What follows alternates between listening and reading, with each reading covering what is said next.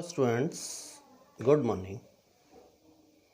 हम लोगों ने लास्ट लेक्चर हम थर्ड यूनिट पर थे और थर्ड यूनिट में हम लोग स्टडी कर रहे थे इंडियन पार्टनरशिप एक्ट 1932।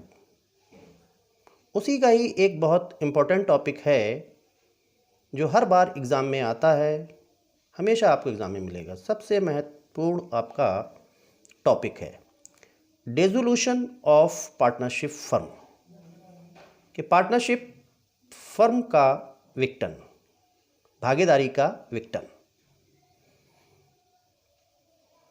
तो सेक्शन इसमें जो कवर होते हैं वो सेक्शन 39 टू 44 तक कवर होते हैं। तो फर्स्टली हम इसका मीनिंग देख लेते हैं। सेक्शन 39 जो इसको बताता है हमारा section 39 meaning of dissolution of firm, firm का विघटन का अर्थ। The dissolution of partnership between all the partners of a firm is called the dissolution of the firm. Firm के सभी भागीदारों द्वारा भागीदारी की समाप्ति फर्म का विघटन कहलाती है। तो इसका तात्पर्य ये है कि फर्म के सभी भागीदार अगर भागीदारी से अलग हो जाते हैं तब ऐसी कंडीशन में फर्म का विघटन हो जाता है। और फर्म से जब तक सभी भागीदार अलग नहीं होते हैं तब तक फर्म का विघटन नहीं होता है और लीगली फॉर्म में फर्म जो है वो रनिंग करती रहती है। बट इसको डिसॉल्व करने के लिए या फर्म को समाप्त करने के लिए कुछ मोड्स दे रखे हैं, कुछ तरीके दे रखे हैं कि किन सर्कमस्टांसिस में कि ऐसी फर्म डिसॉल्व होगी। तो इसके सब मोड्स हैं, मोड्स ऑफ डिसोल्यूशन, भागीदारी के समाप्ति के तरीके। Indian partnership acts provides for the following modes of dissolution. भारतीय भागीदारी अधिनियम निम्नलिखित तरीके बताती है फर्म की समाप्ति के। सबसे पहला है हमारा जो कि सेक्शन 40 में डिफाइन कर रखा है इन्होंने, डिसोल्यूशन बाय एग्रीमेंट, करार द्वारा समाप्ति। दूसरा है कंपल्सरी डिसोल्यूशन, आवश्यक भंग या आवश्यक फर्म की समाप्ति, जो कि सेक्शन 41 की बात करता है हमारा। Dissolution on the happening of a certain contingencies, निश्चित घटना पर आधारित समाप्ति भागीदारी की, जो कि सेक्शन 42 में है। Dissolution by notice of partnership at will, notice के द्वारा इच्छा पर आधारित भागीदारी की समाप्ति, section 43। Dissolution by court, section 44, न्यायालय द्वारा समाप्ति। तो ये 5 मोड्स दे रखे हैं। अब इन 5 मोड्स को हम डिटेल से एक बार इस पर हम स्टडी कर लेते हैं, इसको देखते हैं। फर्स्ट जो हमारा है डिसोल्यूशन बाय एग्रीमेंट, करार के द्वारा भागीदारी की समाप्ति। तो section 40 says that a firm may be dissolved with the consent of all the partner of और in the accordance with the contract between the parties. कि सेक्शन 40 कहता है भागीदारी की जो समाप्ति है वो सभी पक्षकारों की सहमति के द्वारा होगी या उन भागीदारों के बीच कोई संविदा हो जाती है तो उसके अनुसार वो कर सकती हैं। इसके चाहें तो आप इंडिकेंट्स भी दे सकते हैं। इंडिकेंट्स हैं a partnership firm may be dissolve at any timing, firm का विघटन किसी भी समय कर सकते हैं, but with the consent of all the partners, सभी पक्षकारों की सहमति के द्वारा हो। जब तक पक्षकारों की सहमति नहीं है, भागीदारों की सहमति नहीं है, फर्म का विघटन नहीं हो सकता। इन the accordance with the contract between the partners, या जो भी भागीदार है उनके बीच में कोई संविदा हो जाती है तो उसके अनुसार भी इसका भंग हो जाता है। और जब फर्म का फॉर्मेशन किया जाता है तो उस समय पार्टनर्स में एग्रीमेंट होता है। तो अब ऐसी कंडीशन में जब वो पार्टनरशिप डीड का फॉर्मेशन करते हैं, जब पार्टनरशिप ऑफ डीड बनाते हैं, उस टाइम भी आप वो मेंशन कर सकते हैं कि फर्म को कैसे डिसॉल्व किया जा सकता है। दूसरा टॉपिक हमारा है इसमें कंपल्सरी रेजोल्यूशन के अवश्यंभावी फर्म की समाप्ति। तो इसको according to section 41 compulsory resolution of a firm may take place on the following grounds. Compulsory resolution जो है वो निम्नलिखित ग्राउंड्स पे आधारित है। Firstly, by the adjudication of all the partners, या तो सभी पक्षकार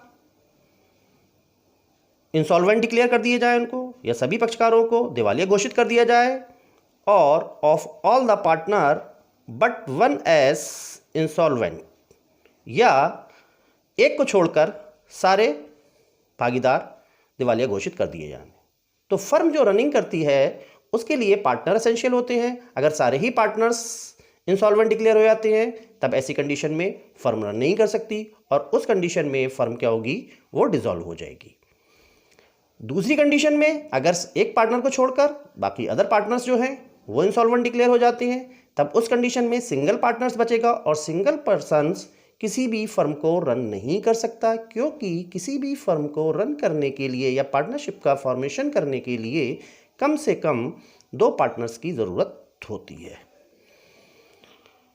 दूसरा है हमारा इसका points, happening of any events making the business of the firm unlawful, या कोई ऐसी घटना घटती है जिससे हमारा बिजनेस, व्यापार कैसा हो जाता है, विधि के विरुद्ध हो जाता है, तब उस कंडीशंस में भी फर्म का डिसोल्यूशन हो सकता है। अनलॉफुल एक्ट कौन कौन से होते हैं वो आपने इंडियन कॉन्ट्रैक्ट एक्ट 1872 के सेक्शन 23 में ऑलरेडी पढ़ चुके हैं। नेक्स्ट है हमारा टॉपिक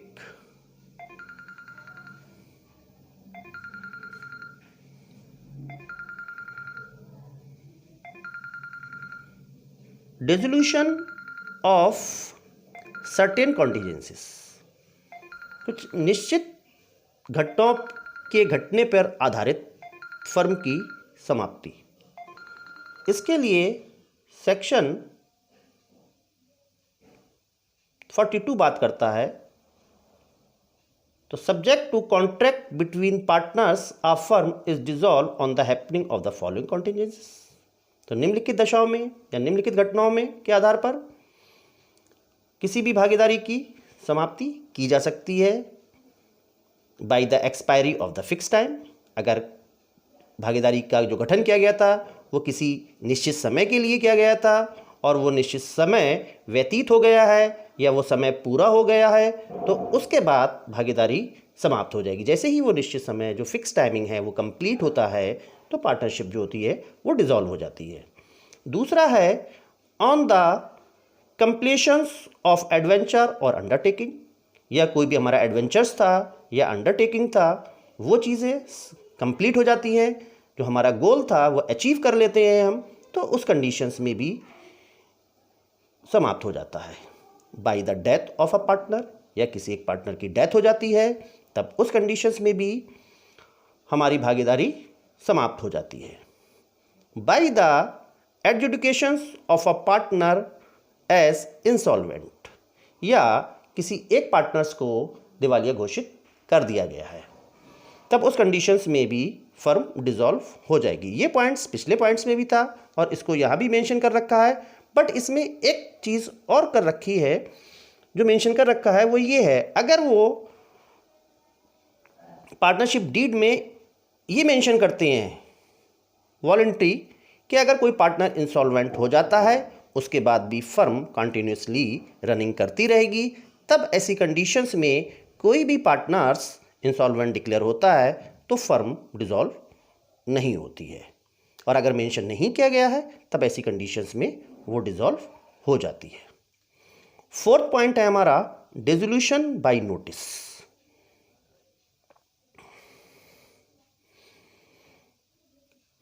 एट विल, इच्छाधीन भागीदारी द्वारा सूचना। जो हमारे इच्छाधीन भागीदारी होते हैं, पार्टनरशिप एट विल होती है, ये सेक्शन हम 7 में पढ़ चुके होते हैं। तो ऐसी कंडीशन में जो पार्टनर्स होते हैं वो एट विल पर आधारित होती है जिनकी भागीदारी, वो इसके अकॉर्डिंग्स आते हैं। इसको सेक्शन 43 डिफाइन करता है। According section 43, dissolve the firm following condition must be satisfy, अगर निम्नलिखित शर्तें पूरी होती हैं। तो जो हमारा नोटिस होगा, फर्स्टली तो क्या होना चाहिए इसमें, it must be partnership at will. सबसे पहले जो हमारी पार्टनरशिप का फॉर्मेशन किया गया है वो एट विल होना चाहिए, इच्छाधीन भागीदारी होना चाहिए। दूसरा क्या होना चाहिए हमारा, a notice must be given in written. जो हमारा नोटिस इशू हो रहा है वो कैसा होना चाहिए, वो रिटन में होना चाहिए। Notice must be given to all the other partners. वही हम नोटिस जो है वो दूसरे जो पार्टनर्स हैं उनको देना चाहिए। और the person giving the notice must express his intention for dissolve. और जो पर्सन अपना फर्म से अलग होना चाहता है उसको अपना डिसोल्यूशन का इंटेंशन उसमें मेंशन करना होगा, तभी फर्म का डिसॉल्व होगी, अदरवाइज डिसॉल्व नहीं होगी। इसका 5th वन कहता है द फर्म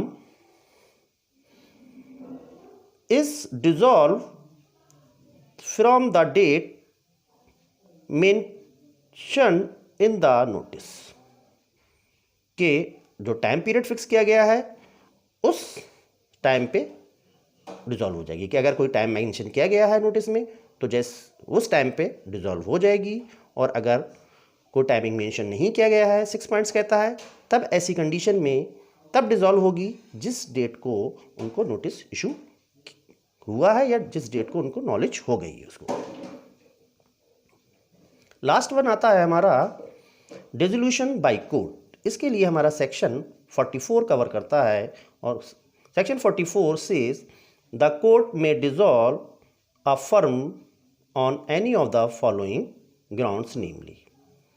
क्या कंडीशन है सेक्शन 44 के, अगर ये कंडीशन फुलफिल होती हैं तब ऐसी कंडीशंस में इसको डिसॉल्व कर सकते हैं फर्म को। A partner become of unsound mind, अगर कोई पार्टनर्स अनसाउंड माइंड हो जा रहा है, चित्त विकृत हो जा रहा है, तब ऐसी कंडीशन में वो पार्टनर्स अपने आप को अलग कर सकता है।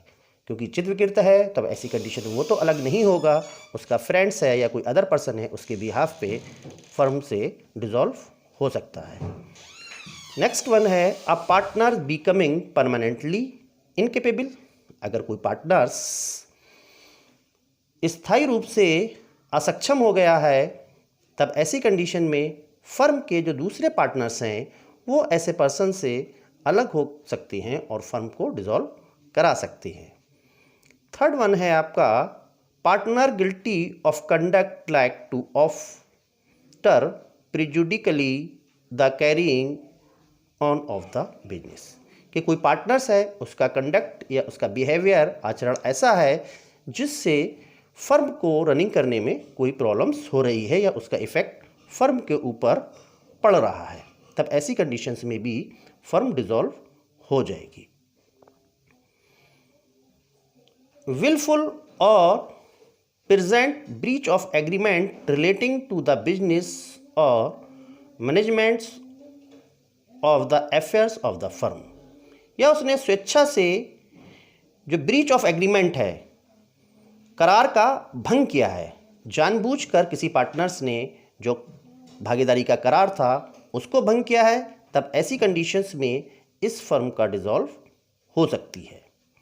Transfer of the whole interest in the firm by a partners to the third party, या किसी पार्टनर्स ने अपना जो शेयर्स है, जो अपना इंटरेस्ट है, किसी अदर पर्सन्स को ट्रांसफ़र कर दिया गया है।